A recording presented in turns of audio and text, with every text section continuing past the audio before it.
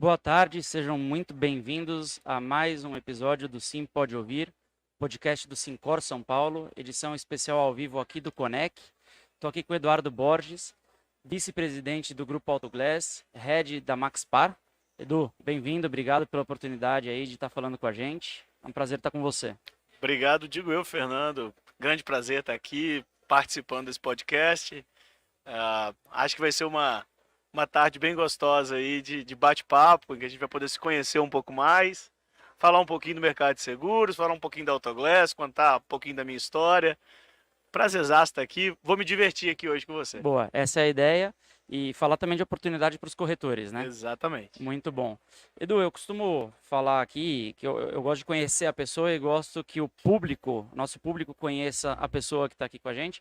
Então, eu queria te pedir para começar contando um pouquinho sobre quem é você, né? Sobre você como pessoa, tua trajetória pessoal, acadêmica, profissional. Fica à vontade. Tá, obrigado. Bom, eu vou tentar resumir um pouquinho, né? Eu tô com 41 anos, me considero uma pessoa jovem, principalmente de cabeça, mas já tem alguma história para contar. Eu comecei a trabalhar muito cedo, muito em função da situação social da minha família, né? Na época, meus pais separados, que a separação deles eu devia ter em torno dos 7, 8 anos, e eu e minha mãe e minha irmã, nós fomos morar com os meus avós. E o meu avô, ele acabou ocupando esse papel de figura mais paterna, e a minha avó também acabou se tornando minha segunda mãe. E muito cedo eu comecei a trabalhar, porque eu entendia que eu tinha que de alguma forma ajudar, né? E aí comecei trabalhando numa oficina que tinha próximo da minha casa. Então ali nasceu o meu interesse por automóvel, por carro, por manutenção, por peças e etc.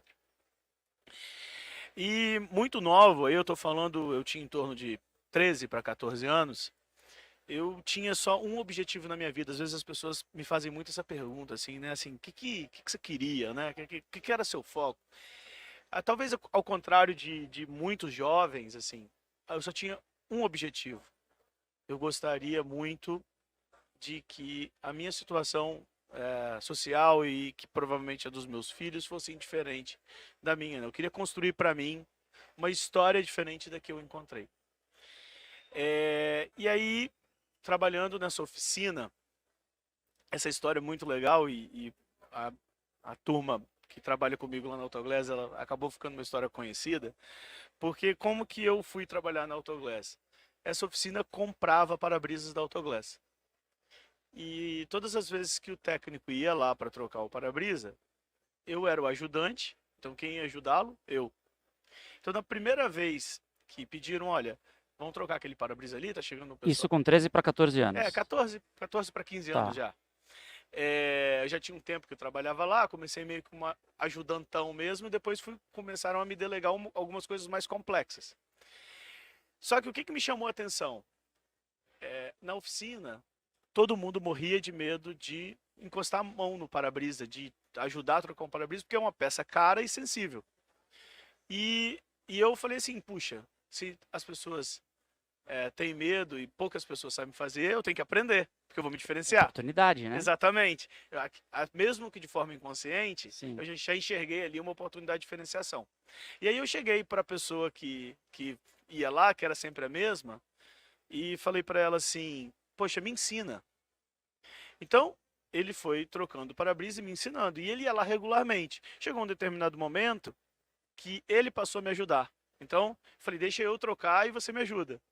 E aí eu aprendi já nessa fase de 14 para 15 anos a trocar para-brisa, mesmo sem trabalhar na Autoglass. Legal. E só para situar para o pessoal, aonde era essa oficina? Isso é lá em Vitória, Lá em lá em Vila Vitória. Velha, na verdade, no Espírito Tá. Santo. Pertinho de Vitória ali. Exatamente. Legal. Que a sede da empresa é lá, a empresa nasceu lá e de lá se expandiu. Hoje a gente diz que, apesar da origem ser capixaba, hoje nós somos uma empresa nacional e a gente se sente pertencente em todos os estados, porque estamos presentes em praticamente todos.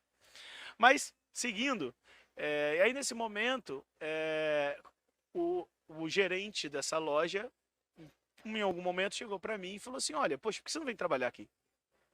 E apareceu uma oportunidade, um processo seletivo, eu me inscrevi, mas naquele momento não foi possível porque eu ainda era muito novo, sei lá, estava com 15 anos. Quer E dizer, aí, mas o técnico que ia lá na oficina recorrentemente deve ter falado bem de você na isso, empresa e o cara isso. te. Porque o que começou a acontecer, Fernando? Quando foram surgindo, aí com o passar do tempo, foi surgindo a necessidade de trocar para-brisa, esse técnico que me ensinou já nem ia mais. Eu ia até a Autoglass, porque era meio que parede com parede, era a oficina que eu trabalhava, era do lado da loja, pegava o para-brisa, pegava as ferramentas e voltava para a oficina, instalava e depois ia lá e devolvia. Então eu era o cliente que teoricamente estava comprando e aplicando, né? E aí o pessoal da loja me conheceu e eu era amigo de todo mundo, frequentava a loja e eles, pô, vem trabalhar aqui. E eu assim fui esperando, até que chegou o momento que eu consegui. Isso E com quantos anos? aí 18 anos. Com 18. Isso. Aí 18 anos, eu entrei na Autoglass e aí eu já tinha meio caminho andado, porque eu já sabia a parte técnica praticamente toda. E eu, na nossa função lá, o técnico, ele além de aplicar a peça, ele também vende. Então, se você for numa loja Autoglass hoje como um consumidor final, a pessoa que te vender a peça, ela vai aplicar. Ah, bem Ela, legal. ela, ela tem as duas funções. Então aí eu comecei ali a desenvolver as minhas habilidades de vendas. E aí eu fiz uma capacitação de vendas pela empresa. A empresa nessa época já dava treinamento, né? E eu, por iniciativa própria, comecei a comprar livros sobre vendas. E o interesse por desenvolver a técnica de venda mudou a minha vida. Porque naquele momento eu comecei a entender que, na verdade, todos nós somos um produto e que a gente tem que vender esse nosso produto ou para o mercado, quando você é um empresário, ou para a empresa que te contratou quando você é um funcionário. E aí eu comecei a entender ali e me posicionar um pouco diferente, porque para mim eu tinha que entender qual era a necessidade que a empresa tinha de mim como colaborador e como que eu podia agregar valor de uma forma diferente no meu dia a dia trabalhando. Isso tudo ainda jovem. Bem jovem. Quer dizer, é uma visão bem diferenciada para alguém de pouca idade e pouca experiência na época, apesar de ter começado cedo, É, não com uma vasta experiência, que é a experiência que você tem hoje, depois já de algumas décadas, é. né? Eu digo para você que assim são questões intuitivas que aos poucos você vai construindo e fazendo, mas que a partir do momento em que você vai adquirindo conhecimento e técnica, parece que as coisas vão se ligando, se conectando, né? E aí eu trabalhei uma boa parte do meu tempo como técnico, depois tive a experiência de ser gerente de loja, fui vendedor de call center também, porque a gente tem uma estrutura muito grande de vendas lá, somos atacadistas, né? E tal, então era uma posição mais destacada, o vendedor na época, porque ele tinha que reunir conhecimentos técnicos e, e uma capacidade de vendas mais elaborada. Era um vendedor mais raro, digamos assim. E até o momento em que eu assumi meu grande desafio, que foi por volta de 2008, quando a gente ainda engatinhava como uma empresa de assistência, e quem fazia o papel comercial era o Fernando Carreira, que é o CEO e sócio e fundador da empresa, do grupo. E aí a gente começou um processo de transição dele para mim, e aos poucos a gente foi conquistando o mercado e construindo o que hoje é a Maxpar. Legal. Você falou do que hoje é a Maxpar, né? Eu queria que você, se você concordar, né, que você falasse um pouquinho da diferença entre o que é a Autoglass, o que é a Maxpar. Eu não sei se todo mundo sabe, então eu acho que seria interessante você explicar para gente. Claro, vamos falar um pouquinho disso que é super importante. Então, muitas pessoas nos conhecem e por muitos anos eu usei a marca Autoglass, meu cartão de visitas tinha lá o logotipo da Autoglass, meu e-mail, porque de fato foi quando a gente ingressou no mercado de seguros como uma empresa de assistência, a gente falava de assistência de vidros. Então a marca estava totalmente conectada com o assunto. Inclusive o próprio logo da Autoglass remete a um Um para-brisa para-brisa, com isso. o A e a Isso, estrada, né? Muito legal o isso, logo de legal. É vocês. legal mesmo. E aí, com o passar, né, começamos com a cobertura de vidros e a gente percebeu uma carência muito grande no mercado de seguradores e daí nasce a nossa relação com os corretores de seguros, porque começaram a surgirem ideias, insights de produtos novos. Então, da cobertura de vidros veio a cobertura de farol, lanterna e retrovisor. Aí da cobertura de farol, lanterna e retrovisor veio a cobertura de para-choque. Aí da cobertura de para-choque veio a cobertura para motos. Aí da cobertura para motos veio a cobertura de lataria e pintura. Aí da cobertura de lataria e pintura, roda, pneu e suspensão. Aí daqui a pouco alguns clientes começaram a pedir para falar com a gente sobre vistoria prévia. Aí outros sobre regulação de sinistro para danos elétricos. E aí chegou um momento que a gente já não estava falando nem de auto e nem de glass. Aí começou a gerar meio que uma confusão, né? Sim. Puxa, mas teve um dia que foi marcante, estava sentado com um banco que atua no mercado de seguros, tem uma seguradora, e ele trouxe pessoas de outras áreas do banco e a pessoa falou assim, mas desculpa, quando eu olhei o assunto e vi Autoglass, eu falei, mas não tem nada a ver uma coisa com a outra, né? O que vocês estão fazendo aqui? E aí dali nasceu a necessidade de a gente fazer um spin-off e segmentar o grupo Autoglass em BUs.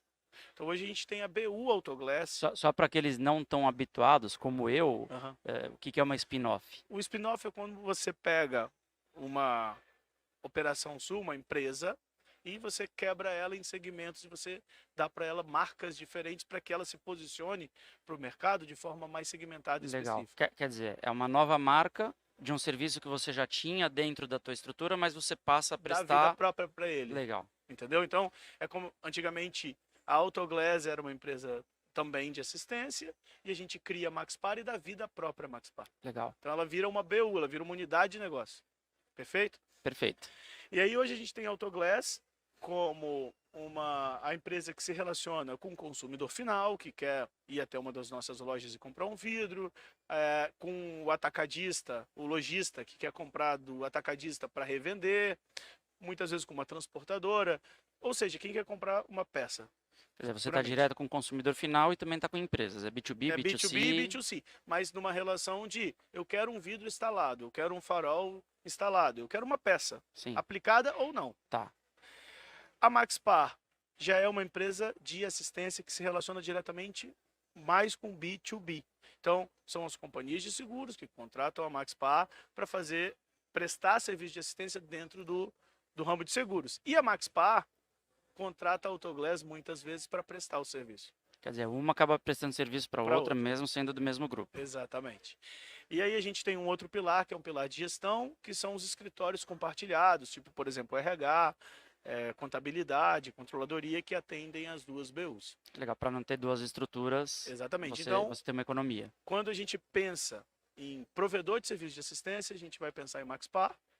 Quando a gente pensa em empresa que quero comprar um para-brisa, é Autoglass, mas todas as duas dentro ligadas ao mesmo sócio, ao mesmo grupo, que é o grupo Autoglass. Legal.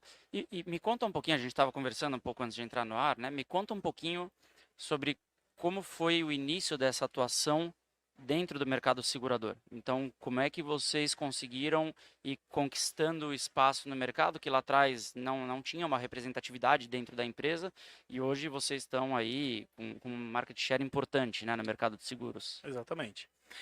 Olha, Fernando,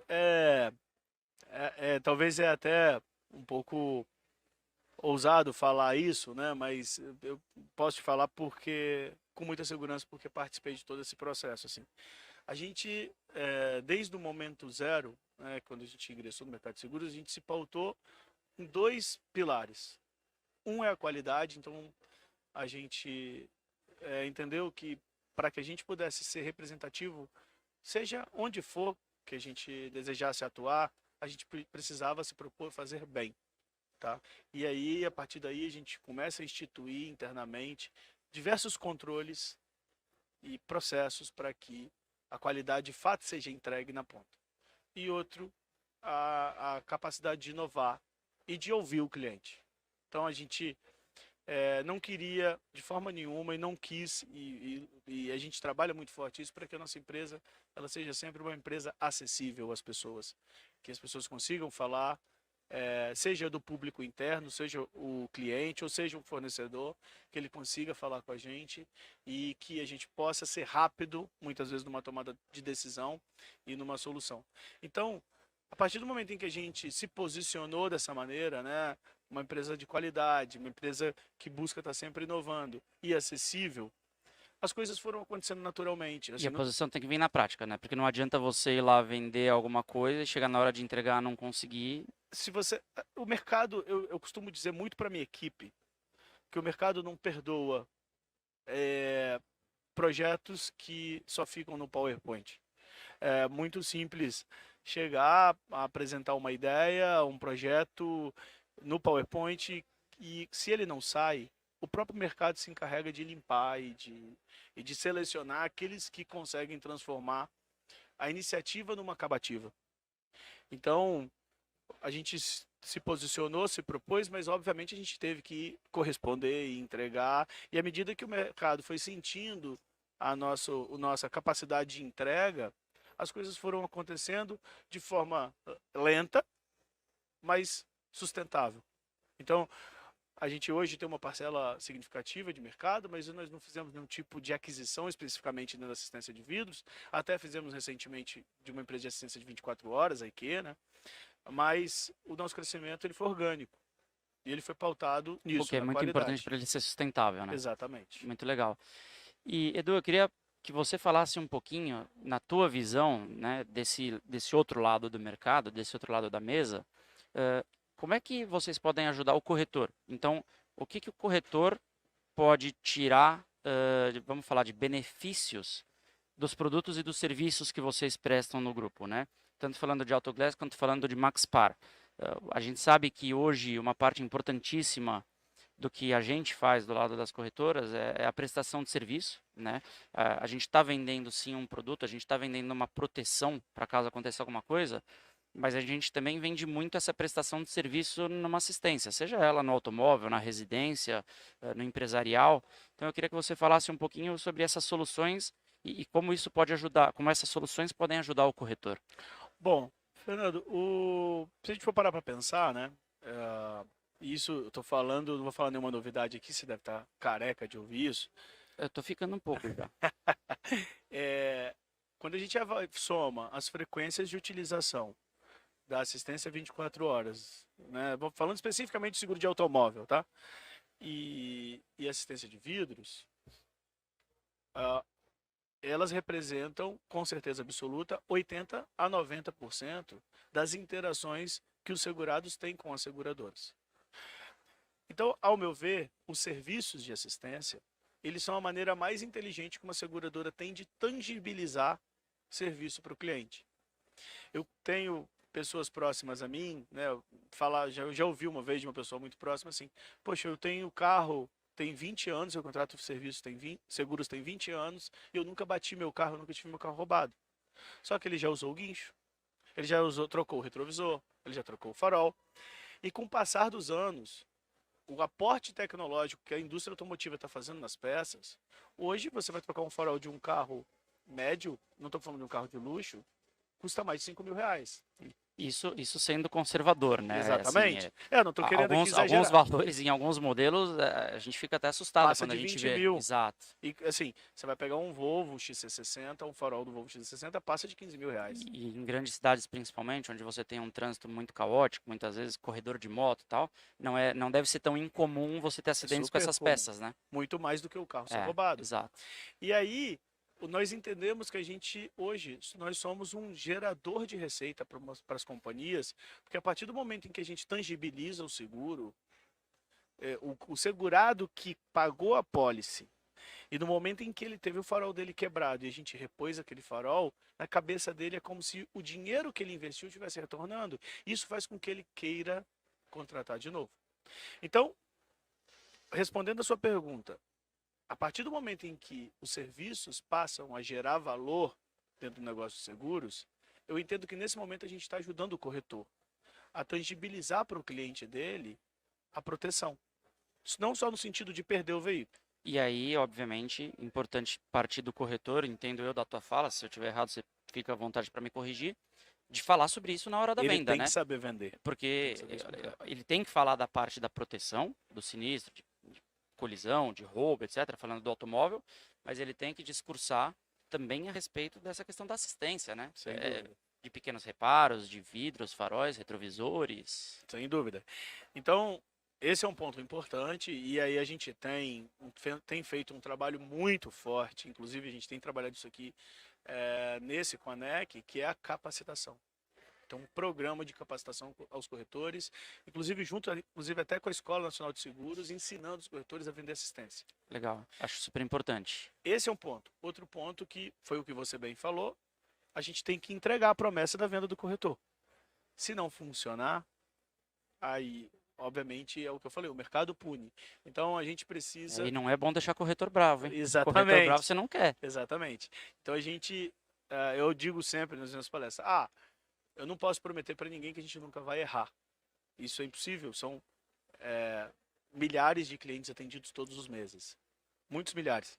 Mas eu prometo para todos os corretores o seguinte: quando a gente errar, a gente vai ter humildade para corrigir e vai tentar ser rápido. É isso. Eu acho que é errar o menos possível e quando errar é como você lida com o erro, né? Exatamente. Errar todo mundo erra, faz Exatamente. parte da natureza humana. Exatamente. Muito legal. Edu, a gente está quase chegando ao nosso final. Caminhou rápido, né? É rápido, quando o papo vai... Eu sempre falo isso, quando o papo vai bem, quando o papo é agradável e a companhia é boa, o negócio vai rápido.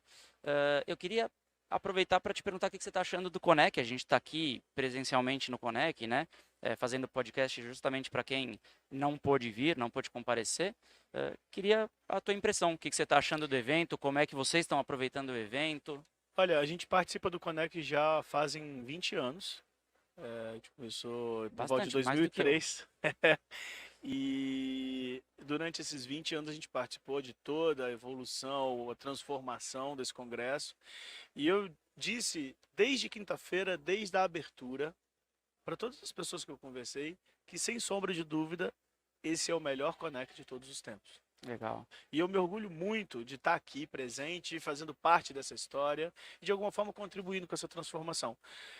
Em nível de organização, em nível de quantidade de pessoas, em nível de qualificação das pessoas que estão aqui e principalmente em nível de conteúdo.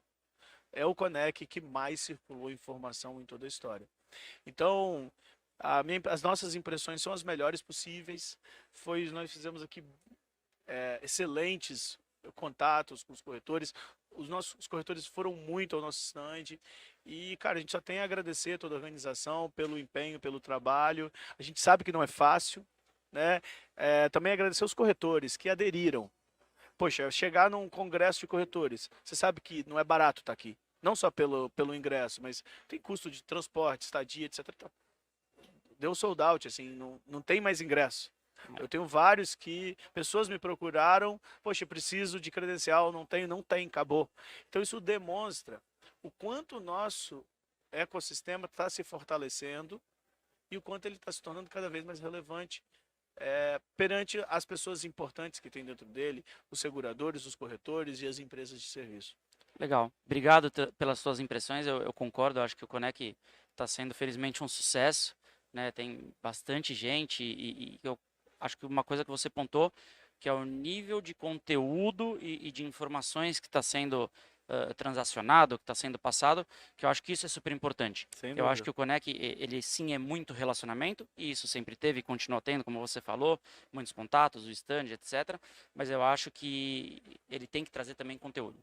É o que o pessoal do Syncor, da organização, fala. A gente tem que procurar entrar de um jeito e sair melhores, né, em termos do nível de conhecimento e enfim.